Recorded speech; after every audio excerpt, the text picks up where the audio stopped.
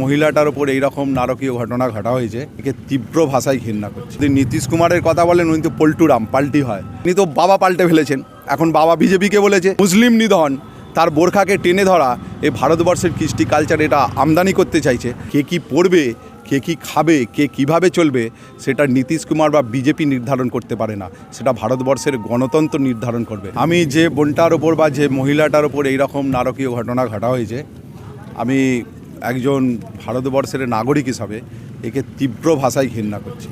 কারণ ভারতবর্ষের গণতন্ত্রে এটা আমাদের শিক্ষা দেয় না। আর যদি নীতিশ কুমারের কথা বলেন, উনি তো পল্টুরাম, পাল্টি হয়। কারণ আমরা জানি, বিগত দিনে দেখেছি, যারা ধর্ম চেঞ্জ করে অন্য ধর্মে যায়, তখন আগের ধর্মটাকে ভুলে গিয়ে যে ধর্মটা তিনি গেলেন বেশি বেশি উচ্চারণ করেন। ইনি তো বাবা পাল্টে ফেলেছেন। কারণ ছিলেন একটা জায়গায়, এখন বাবা বিজেপিকে বলেছে। বিজেপিকে খুশি করার জন্য বিজেপির যে এজেন্ডা, সেই মুসলিম নিধন, তার বোরখাকে টেনে ধরা, এই ভারতবর্ষের কৃষ্টি কালচার এটা আমদানি করতে চাইছে। আমরা ভারতবর্ষের নাগরিক হিসাবে একে সমর্থন করি না।